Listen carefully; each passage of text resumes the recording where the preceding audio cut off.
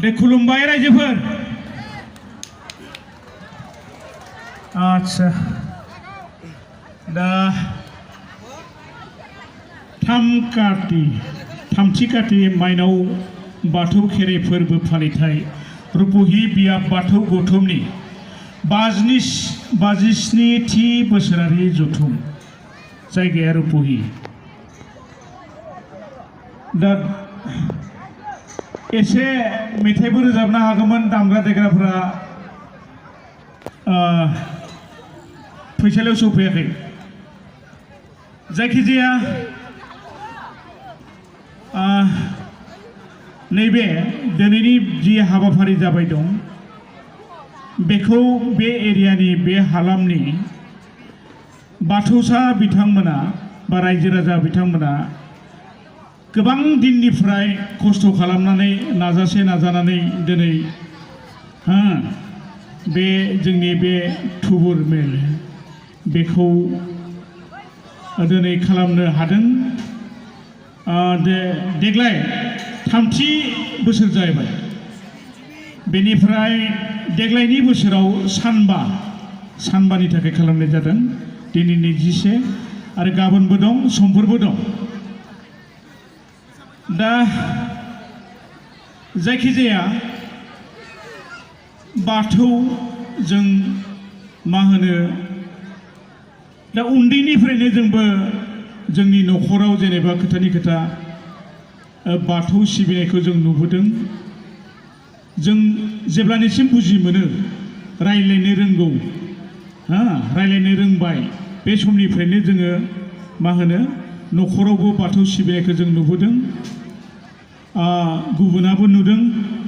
नाथाय जों उन्दै समाव एसे सेरखाय बेरखाय जाना दंमोन बाथौखौ सिबियो नंगौ ओमफ्राय मा होनो एसे सेरखाय बेरखाय आरो एकता होननाया एसे खममोन गावबा गावमोन बिदि फोसाबनायनि मुङाव बेफोरबायदि गोरों गोरा मानसिफोरा दावगाबोआखैमोन आवगायबोआखैमोन नाथाय आथिखालाव बिदि नंलिया दा गासैयावबो गोरोबलायो माने मा होनो गोरों गोरा बिथांमोना बाथौखौ फोसाबनो दावगाबोबाय माखासे गोरों गोरा सुबुंफोरा दायित्व लाबाय बिबान लाबाय नङा होनबा दा जायखिजाया ग्रोम बिदिनो बाथौ फोरबो खेराइ फोरबो जायखिजाया जों जोबोद जोंगा मागा नुनो मोनो दा जोबोद गोजोननाय मोनो होमब्लाबो बै समावबो गावबा गाव खालामदोंमोनबाबो गोरों गोराफोरा बांद्राय बिथोन होआखैमोनब्लाबो नाथाय बाथौसाफोरा न'खर बाथौखौ सिबिबोबाय थादोंमोन गुबुन धोरोमाव खायसे जायखारलांदोंबाबो गोबाङानो बांसिनानो जायखारलाङाखैमोन बे बाथौखौनो हमथाबनानै थाबाय थादोंमोन दिनैबो बिथांमोना बाथौसा हिसाबैनो दङ दा दिनैनिफ्राय बै जों उन्दै समाव नङा होमबा बै समाव माखासे गोरों गोराफ्रा बाथौखौ फोसाबनो बाथौखौ हमथानो दावगाबोनायमोनबा निस्सय गुबुन धोरोमाव बर'फोरा बास्लायनाया खम जागौमोन बहुद खम जागौमोन नाथाय बहुद मा होनो नांगौबायदि गोरों गोरा बिथांमोना दावगानानै फैयाखैमोन बाथौ फोसाबनो थाखाय बेखायनो खायसेया बाथौनि अनगायै गुबुन धोरोमाव बास्लायलांदों नाथाय जिखिनिया हमथादों दिनैसिमबो दं दा दिनैथ' मोजाङानो जाहैबाय जेरावबो लोगो मोनो जेरावबो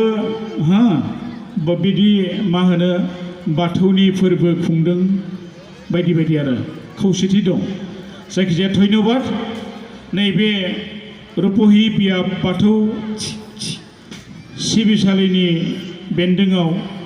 सानबानि हाबाफारि लानानै 3थि काति माइनाव बाथौ खेराइ फोरबोखौ फालिनायनि थाखाय आं जोबोद साबायखर बावहरबाय आरो दिनैनि बे मोनाबिलि हारिमु देंखो मोनाबिलिखौ बेखेवनो थाखाय आंखौ लेंहरदोंमोन दा बे लेखायै आंबो सौफैबाय दा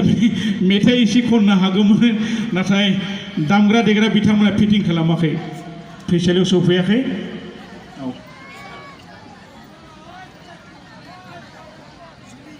हेल' नै जोङो मिउजिसियानफोरा बिथांमोना सिटिं खालामगासिनो दङ दसे समनि उनावनो आदाया मेथाइफोर रोजाबबावगोन बेखेवनायनि गेजेरजोंनो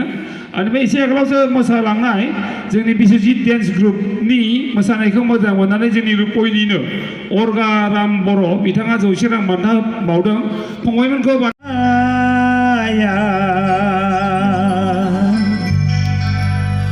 जोनोम मोनबाय जेब्ला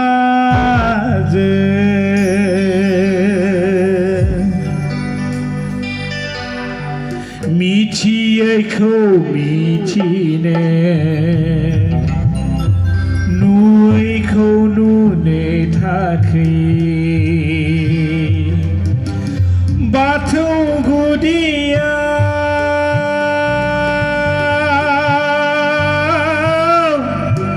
फैजो गुगुरु खुलुमहैनि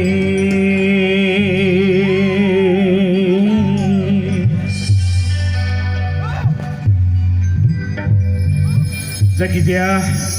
दोंसे मेथाइ रोजाबनानै दिनैनि बे फैसालिखौ आं बेखेवना होलांनोसै